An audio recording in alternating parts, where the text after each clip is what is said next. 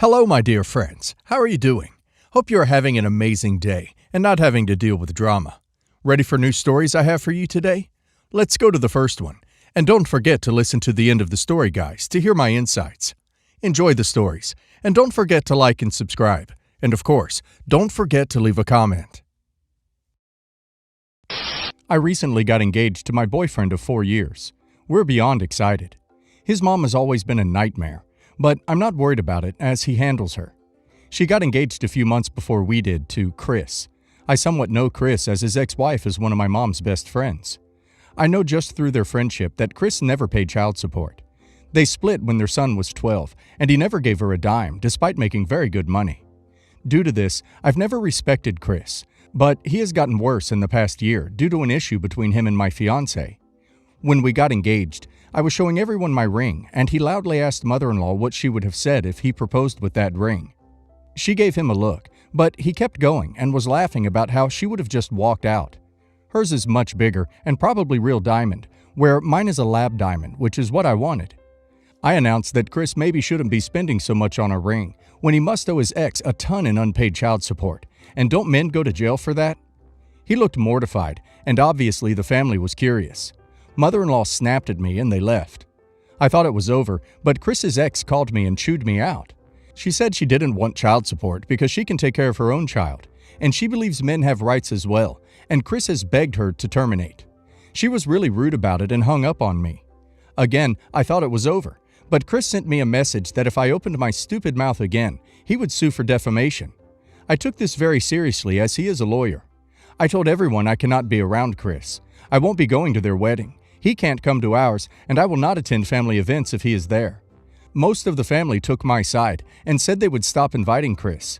Now this is blown up into mother-in-law saying she will never speak to any of us again, and grandfather-in-law is backing her. The family is in absolute turmoil, and mother-in-law is threatening to disown her own son if he doesn't say Chris can come to our wedding. Clearly, his ex-wife does want child support if she complained about it, and whether she wants it now or not, he has to pay it or he can go to prison. That's the law with the courts, and that's on him. It annoys me when parents say they don't want anything from the parent that got stuck with child support, because it's not for the parents, it's for the child. Even if she didn't want to spend the child support, she could have put the money away for college for the child. I, 33 male, live in a very wealthy county near the East Coast with a fantastic school system and safety net. It wouldn't surprise me at all if someone were to guess it. My home is just a normal house. It's not going to be featured on TV or a magazine. However, it's valued over $1 million, simply because of the location. I inherited this home from my parents, who left it to me along with 2 other homes that I rent out. I do not work. I understand that is a privilege. My girlfriend is 31 and is taking classes for a nursing degree. She currently works as a CNA. If you don't know, a CNA is a very tough job, but doesn't make much money at all. She works and studies hard. We've been together for 4 years. I do love her very much. My girlfriend has a daughter that is 12, 13 this summer. The issue is, the daughter hates me. At least once a day there would be a snide remark on how her mom works, but I don't, and I'm just lazy. She mocks me whenever I have an opinion that's different from hers. She talks about me to her grandparents, dad, and friends, which gets back to their parents, because I make her mom work and I'm lazy. It's always something. This past fall she began acting out in physical ways. She broke 2 windows in the house, deflated the tires on my car and my bike, cracked my switch screen, and the last straw was letting my dog loose in the neighborhood, resulting in him being caught by animal control. Yes, he was fine, but that isn't okay at all in my book. I told girlfriend that her daughter had to go. If I lost her as well, then so be it. She's a mom first, and her daughter isn't coming around even with therapy. Girlfriend asked for more time, and she would make it work, and explained she couldn't leave her job and school as it would push her degree further away. I told her daughter had to go. No more discussion. Here's where I'm lost. Daughter asked girlfriend if her grandparents could take her in until she's done with school. Everyone was good with this. Daughter was very happy vocally with this until school started, because her grandparents live 2 hours away in a very poor school district. Again, some can probably guess the location where we live, and she's getting picked on really bad. She told her mom that it's because of race, and it's gotten physical twice, but most of it is really bad verbal aggression. She can't go to the local park to walk, or she comes home in tears from what I understand. Daughter has started asking to come back here after winter break, and her mom thinks that was the kick she needed to be respectful. I refused. I don't want her here anymore. Life is peaceful, and I'm not being attacked anymore, and I'm living the life I want without judgment. She could have killed my damn dog. Am I the a-hole for not allowing her daughter to move back in? I'll probably get hate over this, but not the a-hole. The a-hole in this story is your girlfriend, who chose you over her own daughter. I can't call you an a-hole for not wanting to house a child that's not yours. She's not your responsibility, and you told her mother that you no longer wanted the responsibility. Your girlfriend, on the other hand, should have done a better job to either have you two get along or find a new place for her and her daughter. Honestly, it more sounds like she's trying to better their life. By the post numbers, she had her daughter really young, probably years of struggle. Now she's trying to earn a degree. She lives with OP, so living expenses aren't as bad, and she can juggle her life. If she is uprooted, that is either going to stop altogether or take much, much longer. Frankly, I wouldn't be surprised if as soon as she graduates and lands a decent job, she dumps OP. He isn't an a-hole for not wanting so many issues, but I really don't see that relationship lasting unless she is a terrible person. My daughter came to me at 17 and said she was pregnant. It was a huge shock, and I was disappointed. We had safe talks, I put her on the pill, etc. But we made it through. When my granddaughter was born, I helped my daughter and her boyfriend as much as I could. I was always told that her birth control failed, and that's why she got pregnant. Fast forward a year later, and they're pregnant once again. Birth control failure. I was suspicious, but my daughter swore up and down she was taking her pills, and I was picking them up from the pharmacy for her, so it shouldn't have been a problem. I guess I wasn't the only one suspicious. Her boyfriend started doing some snooping, and one day I came home to find he's gone, and he took the baby. My daughter is a wreck. I asked what happened. She said that he's accusing her of getting pregnant both times on purpose, calling her crazy, and wants full custody of both kids. I got her to calm down and asked her a few times if he was right about her getting pregnant on purpose. She finally confessed. She admitted to just not taking her birth control the months she wanted to conceive, and flushing them. I have never been more pissed. These pregnancies have caused our family to go into a state of disarray. We had to rearrange our whole lives. I love my grandbaby, but life is 10 times harder. I was so angry with her. I told her that she had to go stay with her grandmother for a bit, after calling to see if she'd take her, or if she didn't want to go there, anywhere else. She asked how long a bit was, and I said I wasn't sure. It's been a couple of weeks. I know her boyfriend has let her see the baby and they're working out custody, but that's just from my mom. My husband says we should let her move back in, but I don't know. I'm so angry with her right now. It was one thing when it was an accident, but she did it on purpose.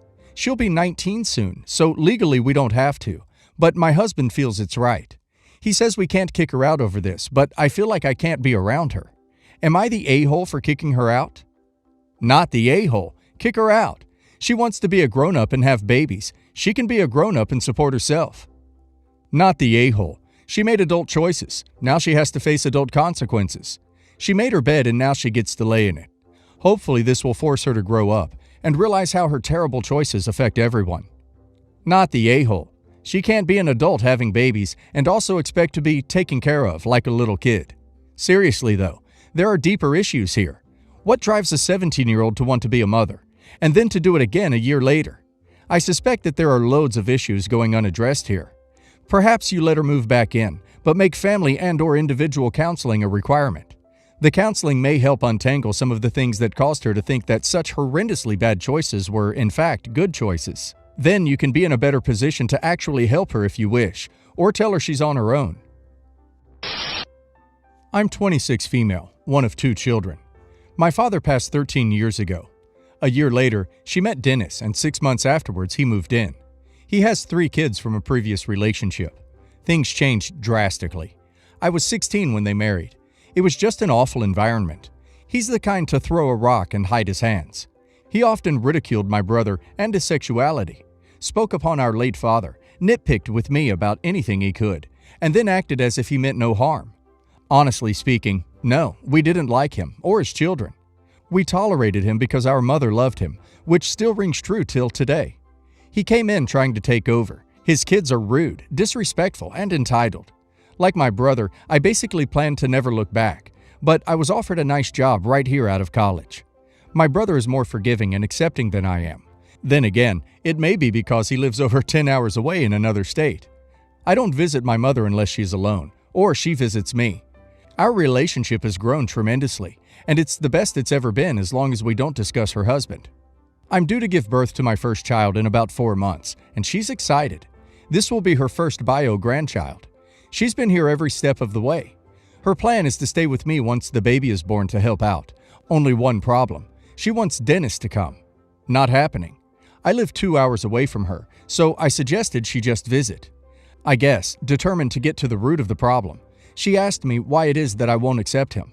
I brushed it off because this was a conversation I felt she wasn't ready to have, but seeing how passionate she was about it, I gave her the truth. He's a lazy, leeching bum. That he doesn't love her, only what she can do for him. My father left us a nice but strict estate. Dennis only has worked 4 years out of the entirety of their marriage. My mom pays all the bills. He's a narcissistic a-hole. He and my mother share no kids. He's not disabled. He hasn't contributed anything to their marriage, but another mouth to feed. He's practically a roommate with benefits. The man doesn't even mow the yard, barely takes out the trash, loves to dictate what can and can't happen in a home he will never legally own, nor pay bills in. His kids stay hitting her up for money because they can. That he's only around because she puts up with his BS, but if a better payout came along, that he would be gone. That he manipulated her till the point that she overlooked how me and my brother felt. For years she turned us out. It was only when we moved away that she wanted to come around. This upset my mother. She left, told me that she couldn't believe I felt this way, that no matter how I felt, Dennis was still her husband. I told her I know, you've always pushed my brother and I to the side for him, and nothing has changed. I blocked her number. Now I'm wondering if I should have said anything at all. Am I the a-hole? Not the a-hole. You were right that your mom wasn't ready to hear that, but she needed to. You weren't going to change her mind, but you planted a seed. There will be a part of her brain that will look at things he does differently now. Whether or not she listens to that part of her brain, who knows? She may never be ready, or the fear of being alone may override that part of her brain. But planting that seed is all you can really do. It will take root more firmly if your sibling echoes those sentiments to her. I would suggest you not shut her out entirely, though keep a distance. If she is being manipulated as you say, even if she does come to see it, she may stay because she feels she has no one else to turn to. Not the a-hole. Your mother is a toxic fool herself for putting a man before her own kids. I would not be surprised at all if she is manipulated by him into giving the state to him, rather than you and your brother when she dies. Not the a-hole. People should never ask questions they don't want the answer to. Your mom ducked around and got confirmation of what she likely already knew. I have twins, a 26-year-old boy and girl. From their births, we set aside some money to mature big expenses, a deposit for a house, a wedding, something like that. They were both aware of that money and knew the stipulations surrounding it. It had to be something that they couldn't do without that money to help them. I want to make it clear that neither of them have asked for the money outside of the circumstances I'll explain below. At the start of last year, my son got engaged.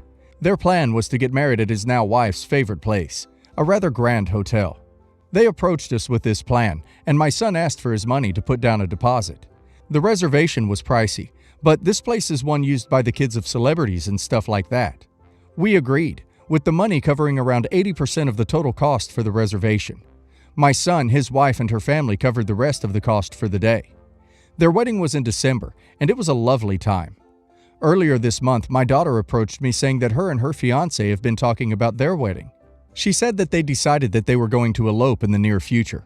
Specifically, they were going to get married in some rural location in a random European country that she's always been obsessed with.